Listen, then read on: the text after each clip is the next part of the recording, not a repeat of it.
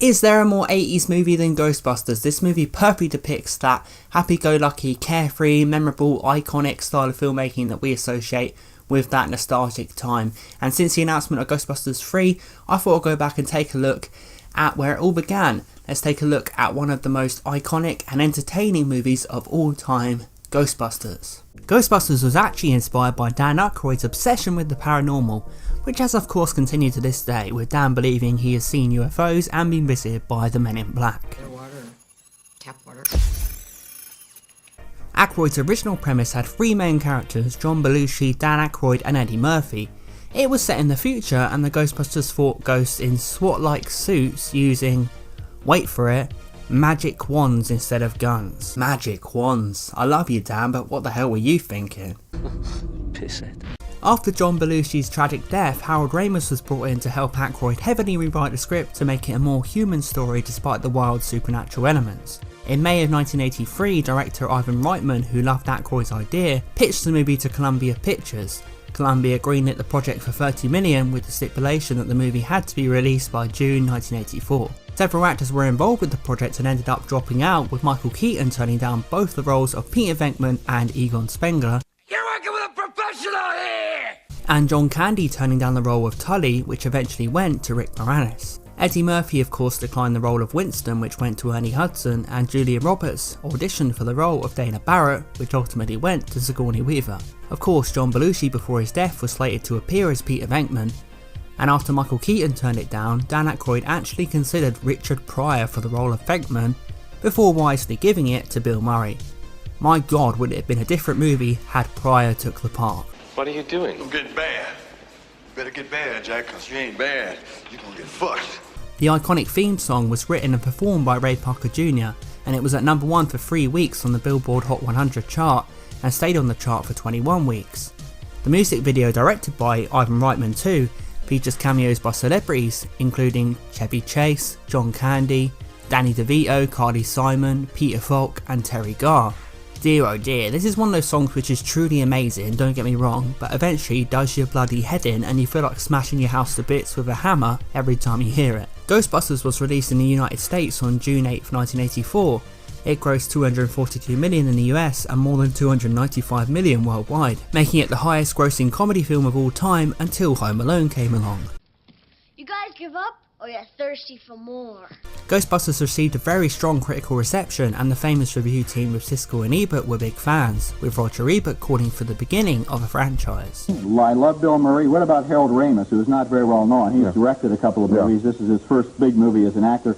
He's the one he's the wise guy. He's the one who always has the long explanation. And the deadpan way that he delivers that is great. Aykroyd plays a basic Aykroyd character. These three guys could go on, like the Marx Brothers, if necessary, and make 6 more movies. They only should. And then Ghostbusters 2 came out and he hated it. As did everyone. Except me. I am niche, guys. Ghostbusters launched a massive media franchise which includes a 1989 sequel, 2 animated TV series with the fantastic Real Ghostbusters and the also pretty darn good Extreme Ghostbusters, video games, a 2016 reboot, and of course the recently announced Ghostbusters 3, which will take place in the original timeline after the 2016 film created a new one. Ghostbusters stars Bill Murray, Dan Aykroyd, Harold Ramis and Ernie Hudson as Peter Venkman, Ray Stantz, Egon Spengler and Winston Zeddemore. After being booted out of Columbia University, Peter, Ray and Egon decide to form a ghost catching business in New York City, eventually joined by Winston, who is simply looking for a job. Dana Barrett, played by Sigourney Weaver, comes to the Ghostbusters for help, with her ghostly reports being the apparent start of something that could destroy the city entirely. Rick Moranis stars as her neighbour Louis Tully, who unfortunately gets caught up in the chaos too, and it's up to the Ghostbusters to save the city from the evil Gozer who threatens to not only take over New York, but the whole world too. So what makes Ghostbusters so amazing? The performances teamed with this amazingly airtight script have become truly iconic. The Ghostbusters slip into their roles seamlessly, and the stars completely align as they bounce their dialogue back and forth. It's also one of the best cast movies of all time. I don't think you can really name another movie at this time where every single character is absolutely perfect in their role. Usually there are a few you could point to who you could do without, but with Ghostbusters every single actor nails their performance just as well as the other. It really is a big team effort that comes across on screen, but clearly the passionate teamwork was there off screen too, as everyone brings their A game and works together to make Ghostbusters awesome. The standout performance for me is in fact Rick Moranis. I think he's an absolute riot in the movie. In a movie with Bill Murray in one of the main roles, Rick Moranis steals the show. How's you like them apples, Bill? In your face, mate. Does anybody want to play Parcheesi? Okay, who brought the dog? I think Rick Moranis is a truly underrated actor. I loved Honey, I Shrunk the Kids and Honey, I Blew Up the Kid growing up, and to see him here stealing the show, I can't help but think of him as one of the greatest character actors of all time. That's not to say Bill Murray as Peter Venkman is not an absolute machine in this film. Although it's not my favourite performance of the guy, I do prefer him in Scrooged and the masterpiece that is Lost in Translation, but this is still Bill Murray building his legacy as one of the greatest sarcastic bastards ever to step foot on the movie screen. Just has this uncanny ability to get away with so much arrogance and questionable behaviour on screen because his charisma is just out of this world.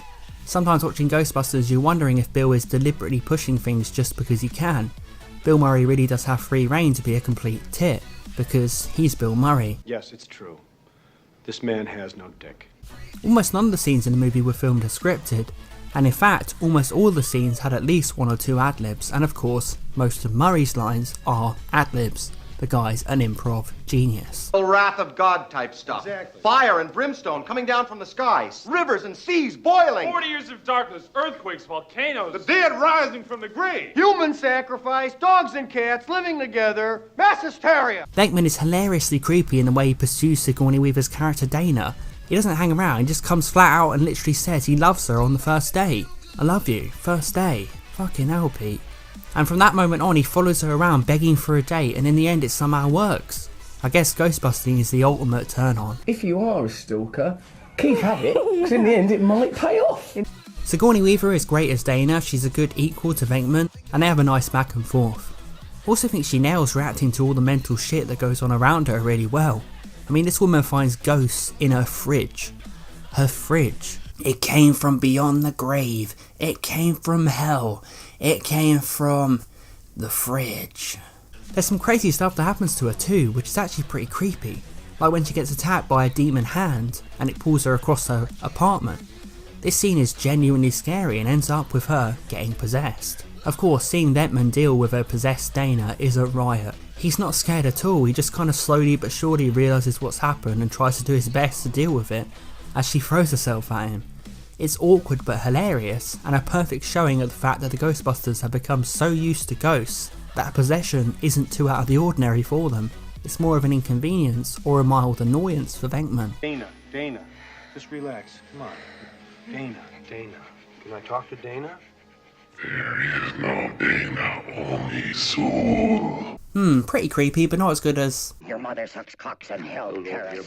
Dan Aykroyd and the late Harold Ramis are great as the more intelligent members of the team, Ray and Egon. One deep into the paranormal and the other into science. Aykroyd is great fun as he really brings through Ray's childlike excitement for the paranormal, and his performance is full of energy and passion and a wide-eyed enthusiasm. Very wide-eyed enthusiasm at times. Yes, he receives oral sex from a ghost. You know your dating life is in trouble when the only action you can get is from beyond the grave. Let's get a Ouija board, yeah, what are we going to do with it? Are we going to go and, trying to communicate with the dead, try and find our past family, see what it's like being dead? Or, see what they want to say to their family members who are still alive? Nah, I just want to get laid, mate. I just want to get laid. Harold Ramis had no intention of starring in the film originally, just writing it, but he decided to star because he felt he was the best person for the role. Egon is deadpan and the perfect foil to his more fun-loving teammates. Ramis made a point to not smile once in the film, believing it was best for his straight man character. Of course, Ernie Hudson turns up halfway through as Winston and gives the film some further levity. He's a joy in the movie too. Had Eddie Murphy accepted the role of Winston, the character was actually meant to appear in more of the film. But when Murphy declined the role, the script was rewritten to have Winston appear about halfway through.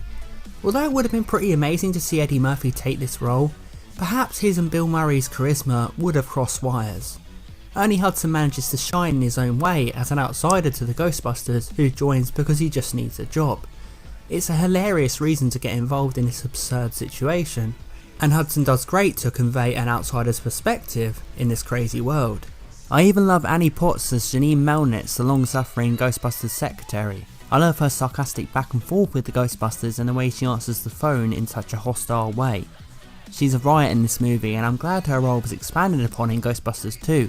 She's a great little character in this series. Richard Edlund, who left Industrial Light and Magic to open his own business, accepted the task of creating visual effects for Ghostbusters using techniques including miniatures, puppetry, stop motion, rotoscoping, and cell animation. The iconic character Slimer was performed by Mark Wilson, who wore a foam rubber suit reinforced with spandex. Mechanical designers used cables to operate his face. His sequences were filmed at a rate of 8 frames per second, while the Stay Puft Marshmallow Man was filmed at a rate of 72 frames per second. Reitman said there are no less than 650 special effects shots in the film. Other than Ghostbusters 2, there really is no other movie where ghosts and special effects look like this. That was one of the things that really bugged me about Ghostbusters 2016. The effects were dreadful and, for me, abandoned what we had established in the first 2 films. There's such a charm to the effects in Ghostbusters. They have this creepy yet still cartoony feel. There's a real vibe running throughout, and you can see all the work that went into it. We had never seen anything like Slimer or the Stay Puft Marshmallow Man or Gozer. These are timeless effects that blew people's minds back in the day. These ghosts are just a mess. No charm, no spirit, no effort, just computer. Just computer and throw it out there. If you're going to do Ghostbusters, actually create the same sort of world or just don't bother. The same with the humour. If you can't capture the same sort of chemistry, don't even try. No wonder you piss people off. It just came across as quite inferior. And just so you know, that is the only time that I'm going to diss Ghostbusters 2016 in this video. So calm down, guys. Feminists, you're all welcome on this video. You're all welcome. So just calm down. I didn't hate the film as much as everyone else. Calm down. Leslie Jones, calm down, love. Stop worrying about what people are sending you on Twitter and go and spend some bloody dosh. This chick is toast! The proton packs, the ghost hunting weapons wielded by the Ghostbusters, were designed by design consultant Stephen Dane. The fiberglass props were created by special effects supervisor Chuck Gasper, based on Dane's design. Gasper used rubber moulds to create identical fiberglass shells, attached them to aluminum backplates and army surplus. Each pack weighed about 30 pounds or nearly 50 pounds with the batteries installed, and strained the actors' backs during the long shoots. Apparently director Reitman claimed that Ramis was the actor who complained the least about the strain, but he refused to reveal who complained the most. Is this a trick question? Proton packs was such an awesome idea, another iconic image that left kids wanting to hold these cool as hell devices. Ghostbusters really did create a whole world around its universe, full of snazzy gadgets, cool outfits and a Ghostbuster mobile too. In a world where most franchises either come from books or other source material now, Aykroyd & Co managed to create one of our most well-known franchises, complete with all the merchandise and stuff that would drive kids crazy, from an original idea. Ghostbusters proves that you don't have to just reboot, adapt or remake things over and over. Ghostbusters is a wonderful example of genuine creativity. The movie is considerably scary in parts. I remember the opening scene definitely creeped me out the first time I saw it. The library setting is eerie in itself, but the way the suspense is built up and then the ghost comes out of nowhere is literally like something out of a genuine horror film. There's also other moments that are pretty darn creepy, like of course Dana's ghost encounters and the ferocious dog demon who ends up on the loose in New York. Did Ghostbusters popularise the horror comedy? I think a claim could be made for that, because after this film came The Lost Boys, Fright Night, The Monster Squad, The Burbs. This may indeed be the beginning of those movies featuring people who are out of their depth dealing with the supernatural. Once again, Ghostbusters started, or at least popularised, the classic 80s horror comedy, in my opinion. Or it could have been Gremlins, which came out the same year. But we're kissing Ghostbusters' arse here, so fuck Gremlins. No way! Ghostbusters is pure escapism entertainment, and that has helped it stand the test of time. No matter what is going on in my life, I can throw on Ghostbusters and it will lift my mood. That's the sort of movie it is. It's happy-go-lucky, hilarious, carefree, a feast for the eyes, and horrific all the same time.